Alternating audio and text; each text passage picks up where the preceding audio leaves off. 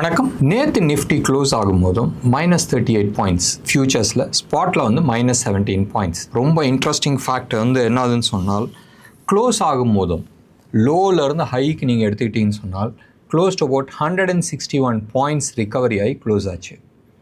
இப்போ -17 பாயிண்ட்ஸ் கீழே விழுந்துச்சுன்னு நீங்கள் சொல்லுவீங்களா? ஒரு -38 ஃபியூச்சர்ஸ், ஓகே, -38 பாயிண்ட்ஸ் கீழே விழுந்துச்சுன்னு சொல்லுவீங்களா? இல்லை கீழே இருந்து 161 பாயிண்ட்ஸ் மேலே வந்து க்ளோஸ் ஆச்சுன்னு சொல்லுவீங்களா? ஆக்சுவலாக செகண்ட் ஹாஃப் தான் வந்து உண்மை. பாட்டம் வந்து நல்லா கீழே ஃபால் ஆகி ஒரு காலையில் ஒரு 10-11 மணி வரைக்கும் கீழே விழுந்துச்சு. அதுக்கப்புறமா ஸ்மார்ட் ரிகவரி, ஒரு இம்பார்ட்டன்ட் சப்போர்ட் ஜோன், ஓகே, நான் லெவல் நான் சொல்ல மாட்டேன், ஜோன்னு நம்ம சொல்லிக்கலாம். சம்வேர் க்ளோஸ் டு அபவுட் நேத்தோட லோ நீங்கள் எடுத்துக்கிட்டீங்கன்னு சொன்னால் 25,428. இது வந்து ஃபியூச்சர்ஸு. ஸ்பாட்டில் வந்து 318. ஸ்பாட்டை நம்ம வந்து பேச வேணாம், ஏன்னு சொன்னால் ஃபியூச்சர்ஸ் தான் நம்ம வந்து ட்ரேட் பண்ணுறோம். 428, ரைட். நம்ம கொடுத்த band somewhere close to about 25,270, 280, 290 அந்த ஜோன், அது வந்து அப்பர் பேண்ட். ஸோ அந்த ஜோன் கிட்ட க்ளோஸ் டு அபவுட் 100 பாயிண்ட்ஸ் அப்சைடில் வந்து it has taken a support and reversed. இதுக்கு முன்னாடி வந்து அது ஒரு பிவட் இருந்துச்சு. அந்த பிவட் ஜோன்லேருந்து அப்பில் வந்து க்ளோஸ் ஆகிருக்கு. அண்ட் க்ளோஸ் ஆன லெவலும் வந்து ரொம்ப ரொம்ப இம்பார்ட்டண்ட் லெவல். நேற்று க்ளோஸ் ஆன லெவல் வந்து 25,589. இங்கேருந்து நான் பை போகலாமா? சத்தியமாக முடியாது. ஏன் முடியாதுன்னு சொன்னால், ஹையை உடைக்கணும். நேற்றோட ஹையை வந்து எவ்வளோ? 25,656, ரைட். அந்த லெவலுக்கு மேலே வேணால் நீங்கள் பை பண்ணிங்க.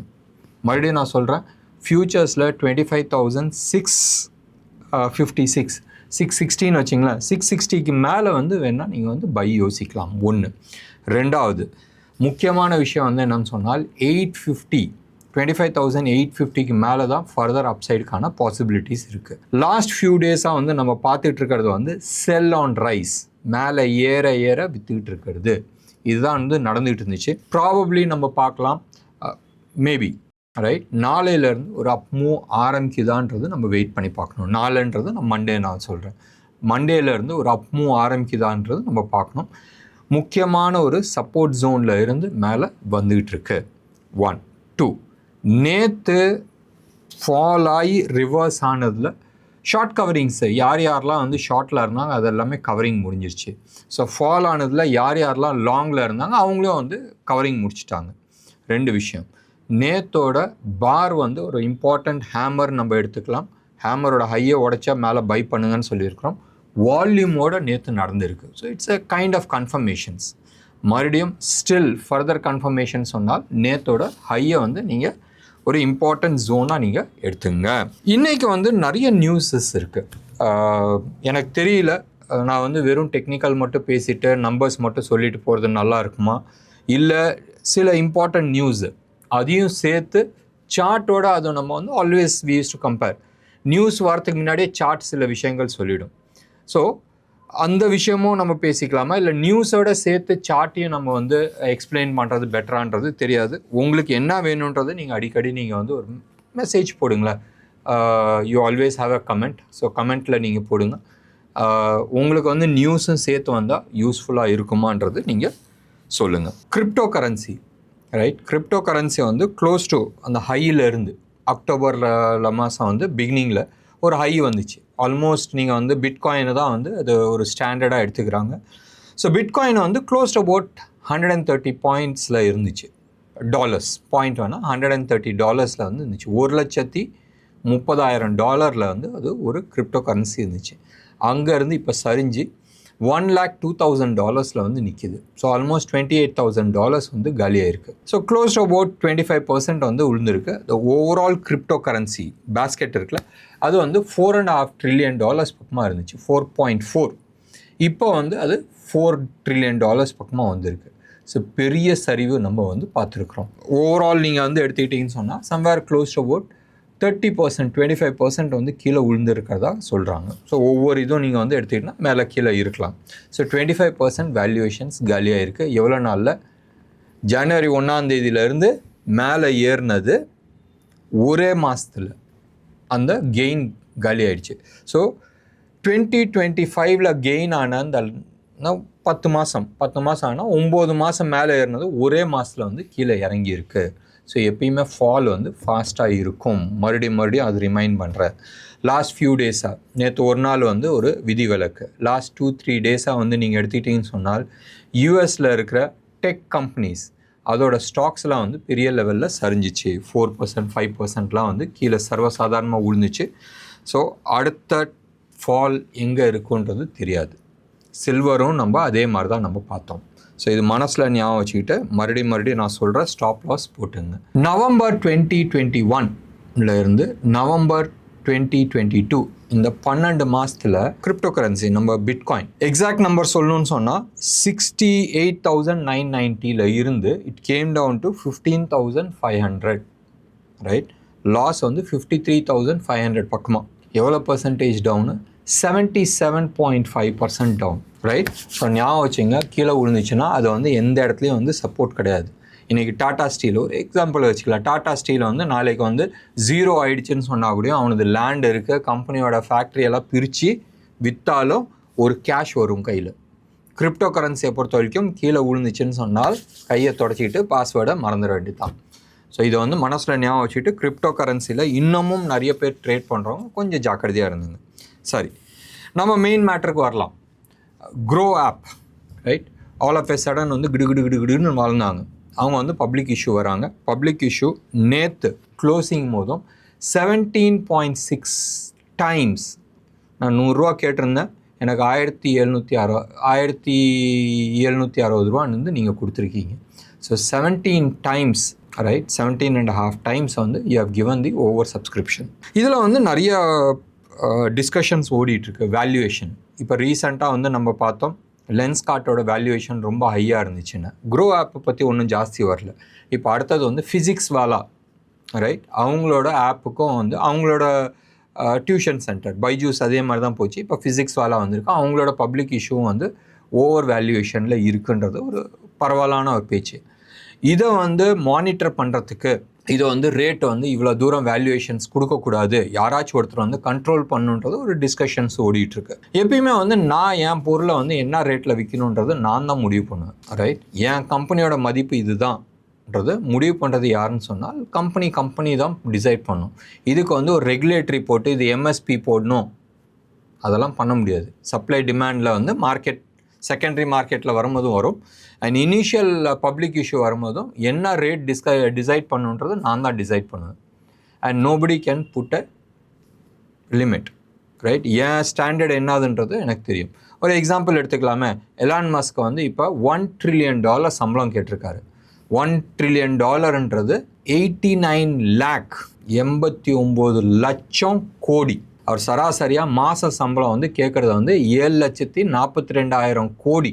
இந்தியாவோட வருஷம் டேர்ன் ஓவர் என்ன இருக்கோ அதில் இஸ் ஆஸ்கிங் 1/5, 5ல் 1 பங்கு கேட்குறாரு அவரோட சம்பளம். அப்போ ஒரு சிஇஓ வந்து மாதம் வந்து 10 லட்ச ரூபா, ஒரு பெரிய கம்பெனியில் வந்து 10 லட்ச ரூபா சம்பாரிச்சிட்ருக்காரு. இவருக்கு ஏன் இவ்வளோ கொடுக்கணும்னு நான் கேட்க முடியும்? ஏன் ஸ்டாண்டர்டு இது, நீங்கள் கொடுங்கன்னு சொல்லி கேட்குறாங்க. ஸோ எனிவே வேல்யூவேஷனுக்கு வந்து இது நம்மளுக்குள்ள டிஸ்கஷன் வச்சுக்கலாம். பட் செபியை வந்து எங்கேயாச்சும் ஒரு இடத்துல கைட்லைன்ஸ் இருக்கணுன்ற மாதிரி ஒரு டிஸ்கஷன்ஸ் எடுத்துகிட்டு வராங்க. பார்க்கலாம் அடுத்த சில மாதங்களோ இல்லை சில வருடங்களோ அதுக்கான வழி வருதான்றது நம்ம பார்க்கலாம். எனிவே க்ரோ ஆப் வந்து நல்லா இருக்குது. லென்ஸ்கார்ட் மண்டே அன்னைக்கு லிஸ்டிங் நடக்குது. சில ரைட் பின்னாடி இருக்கிற டப்பா ட்ரேட்ஸ் ஒன்றும் இல்லீகல் மார்க்கெட்டில் வந்து அது வந்து டிஸ்கவுண்ட்டில் தான் போகும். வேல்யூவேஷன் கன்சர்னில் அது டிஸ்கவுண்ட்டில் தான் போகும். பெருசாக வந்து அப்சைடு வந்து மூவ் இருக்காதுன்ற மாதிரி ஒரு பேச்சு அடிப்படுது. பட் ஞாபகம் வச்சுங்க, 28 டைம்ஸ் அது வந்து ஓவர் சப்ஸ்கிரிப்ஷன் ஆச்சு.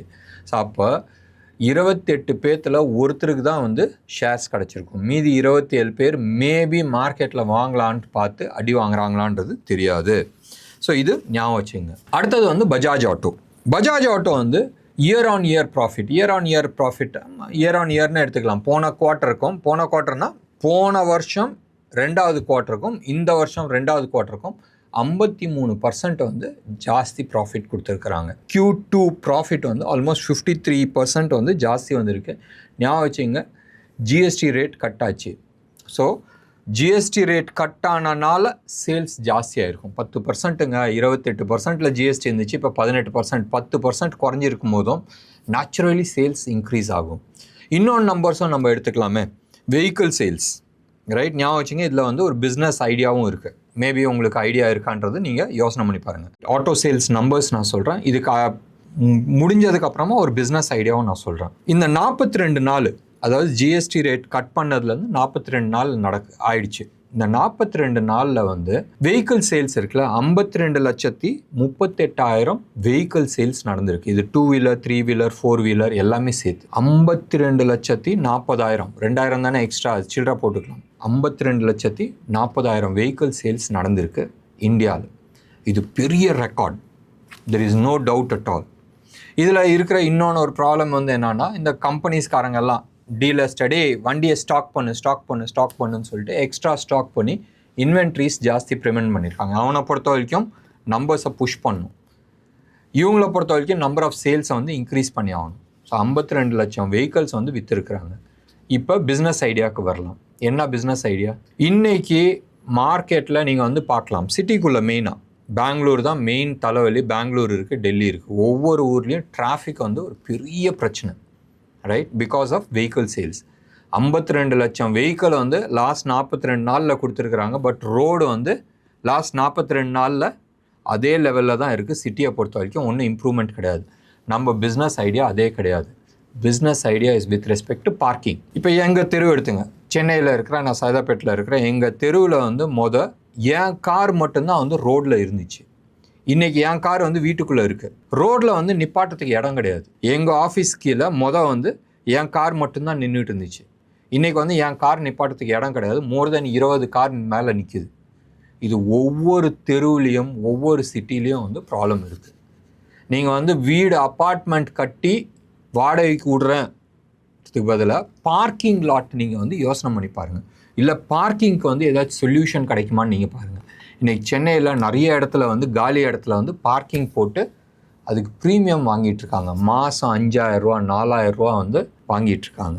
ஸோ மல்டி லெவல் பார்க்கிங் நீங்கள் பண்ண முடியுமான்றது யோசனை பண்ணி, வாடகை நிறையா இருக்குங்க, நிறைய காசு இருக்குது. ஸோ யோசனை பண்ணி பாருங்கள். It's a business idea. பெரிய இன்வெஸ்ட்மெண்ட்ஸ் தேவை இருக்குமா?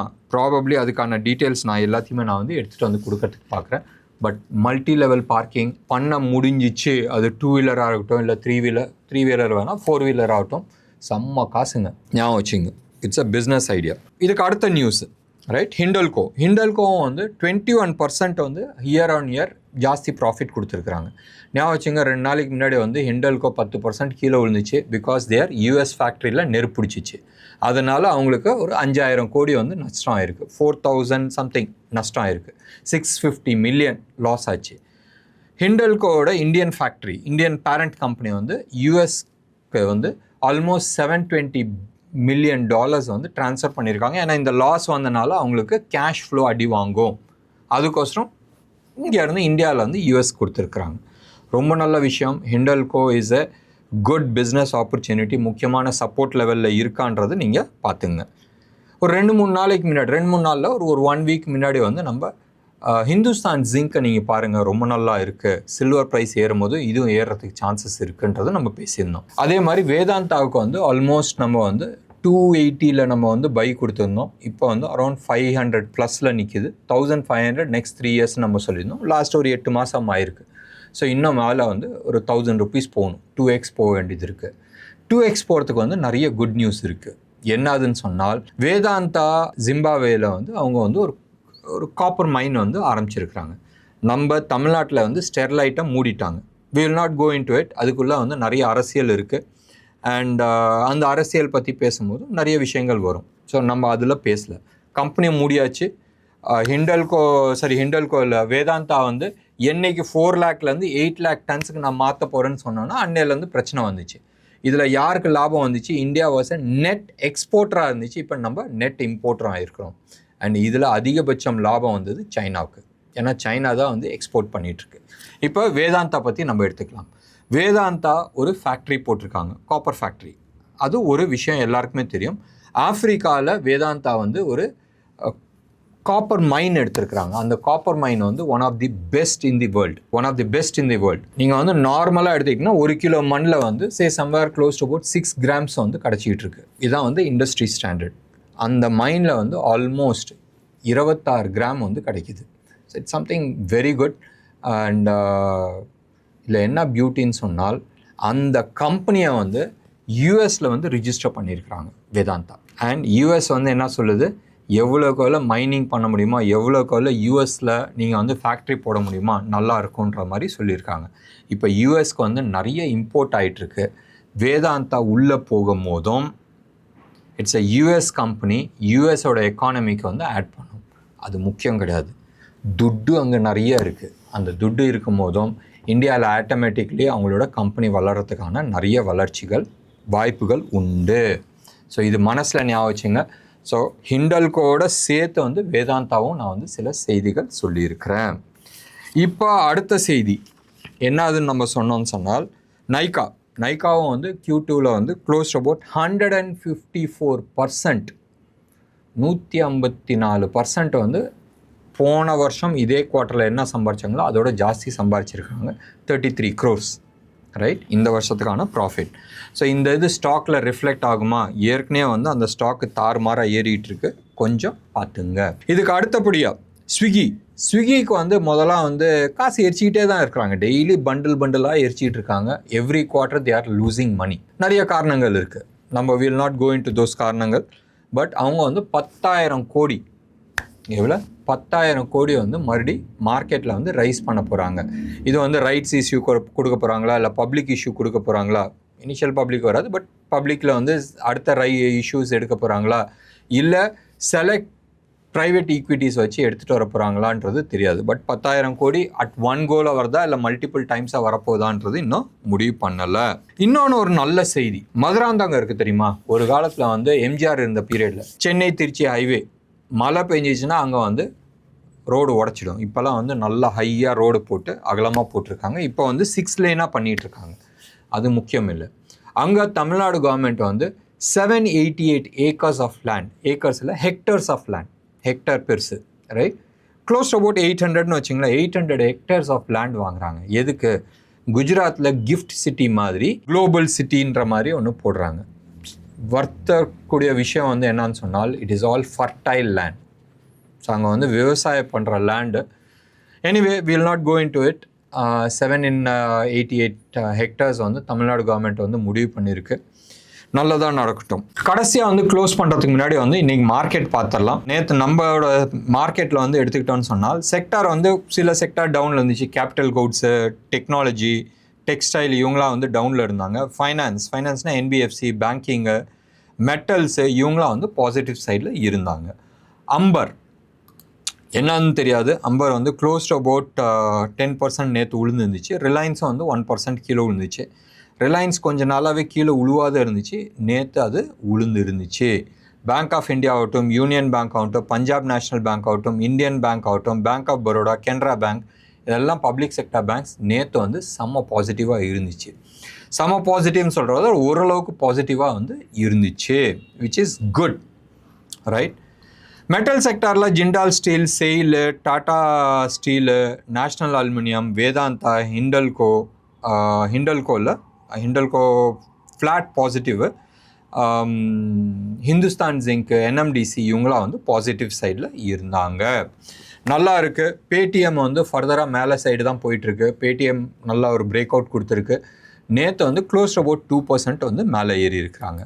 செக்டார் வைஸ் நம்ம வந்து பேசுகிறதுல அர்த்தம் கிடையாது, ஸ்டாக் வைஸ் நம்ம பேசியிருக்கிறோம். நிஃப்டியை பொறுத்த வரைக்கும் 26,000 ஹையஸ்ட் காலும், 25,700 செகண்ட் ஹையஸ்ட் காலும் இருக்குது. 26,000 1,50,00,000 கால்ஸ் வந்து ரைட் ஆகிருக்கு. அண்ட் 25,700 வந்து 1,05,00,000 கால்ஸ் வந்து ரைட் ஆகிருக்கு. ஞாபகம் வச்சுங்க, சப்போஸ் நாளைக்கு ஒரு ஸ்மார்ட் அப் மூவ் வந்துச்சுன்னு சொன்னால், எனிவே டியூஸ்டே அன்னைக்கு எக்ஸ்பைரி இருக்குது, ரோல் ஓவர் ஆகுதான்றது நம்ம பார்க்கணும். புட் சைடில் வந்து 25,300 வந்து ஹையஸ்ட் புட் ஆகிருக்கு. Closed about 1.19 crores, right? புட்டுறாங்க ரைட் பண்ண இருக்குது. நேற்று மட்டுமே 64 லட்சம் கால், 50% நேற்று மட்டுமே ரைட் ஆகிருக்கு. மத்தியானத்துக்கு மேலே 11 மணிக்கு மேலே வந்து மார்க்கெட் அப் மூவ் ஆகும்போது நிறைய கால்ஸ் வந்து எழுத ஆரம்பிச்சிட்டாங்க. கோல்டை பொறுத்த வரைக்கும் ஒன்றும் பெரிய மாற்றங்கள் கிடையாது. நேற்று யூஎஸ் மார்க்கெட் ஃப்ளாட்டாக க்ளோஸ் ஆச்சு. நம்ம வந்து பார்க்க வேண்டியது வந்து யூஎஸோட பாண்ட் மார்க்கெட், அது மட்டும்தான் வந்து கவலை கொடுத்துட்ருக்கு. Bond market somewhere close about 30-year bond, 4.5 பக்கமாக வந்துச்சு, இப்போ 4.7, ரைட்? இன்ட்ரெஸ்ட் ரேட் இன்க்ரீஸ் ஆகிட்டே போயிட்டுருக்கு. கொஞ்சம் அது யோசிக்க வேண்டிய ஒரு விஷயம். டாலர் இண்டெக்ஸ் பிலோ 100 வந்துச்சு, 99.47 வந்து நிற்கிது. கமாடிட்டிஸில் வந்து ஒன்றும் பெரிய மாற்றங்கள் கிடையாது. நேற்று கோல்டு ஃபைனலாக க்ளோஸ் ஆகும் போதும் though it came below 4000, close ஆகும் போதும் அபவ் 4000 தான் வந்து க்ளோஸ் ஆகிருக்கு. $18 ப்ளஸில் வந்து க்ளோஸ் ஆகிருக்கு. கரன்சியை பொறுத்த வரைக்கும் அதே 88 ருபீஸ் ஜோனில் தான் நிற்கிது. 88 ருபீஸ் 68 பைசாவில் தான் வந்து நிற்கிது. அண்ட் கோல்டு, நம்ம ஒரு கோல்டு வந்து 12,500 பக்கமாக இருக்குது. எக்ஸாக்டாக சொல்லணும்னா 12,430 இந்த ரேஞ்சில் இருக்குது. இது 24 கேரட் ஜிஎஸ்டியோட சென்னையில் இருக்கிற ரேட்டு. 430ன்றது 70 ரூபா, 500 கிடையாது, 70 ரூபா கீழே இருக்குது, ரைட்? ஸோ 12,430 லெவலில் இருக்குது. இது 24 கேரட் ஜிஎஸ்டியோட சென்னையில் இருக்கிற ஹோல்சேல் ரேட். சில்வரை பொறுத்த வரைக்கும் 1,52,300 இருக்குது. இது per KG 999 quality silver. And India விக்ஸை வந்து நேற்று க்ளோஸ் அபவுட் 1.9% அப்பாகி 12.56 இருக்குது. இது மட்டும்தான் வந்து யோசிக்க வேண்டிய ஒரு விஷயம். ஒரு பாசிட்டிவ் விஷயம் என்னதுன்னு சொன்னால், நேற்று நம்ம ஆளுங்க, ரைட், நம்ம ஆளுங்கன்னா டிஐஐ 6,674 crores வந்து வாங்கியிருக்காங்க. 675 crores வச்சுக்கலாம், ரைட்? 6,675 crores வந்து வாங்கியிருக்கிறாங்க. சந்தோஷமான விஷயம் என்னன்னு சொன்னால் எஃப்ஐஐஸும் வாங்கியிருக்கிறாங்க. ஸோ 4,581 crores வந்து அவங்க வாங்கியிருக்கிறாங்க. இவங்க ரெண்டு பேருமே சேர்ந்து க்ளோஸ் அபவுட் 11,500 crores பக்கமாக வந்து வாங்கியிருக்கிறாங்க. It is a super positive news, right? Support எடுத்து மேலே போகும்போதும் எஃப்ஐஐஸும் வாங்கியிருக்கிறத வந்து it is a super positive news. என்ன நேயர்களே, இன்றைக்கி ப்ரோக்ராம் உங்களுக்கு பிடிச்சிருந்துச்சுன்னா லைக் பண்ணுங்கள், ஷேர் பண்ணுங்கள். டெஃபினட்டாக கமெண்ட்டில் வந்து சொல்லுங்கள், நியூஸ் ப்ளஸ் சார்ட்டு அந்த இது பற்றி நம்ம பேசினா நல்லா இருக்குமான்றது இருந்துச்சுன்னா அதுக்கு தந்தாப்பில் நம்ம பிளான் பண்ணிக்கலாம். நன்றி, வணக்கம்.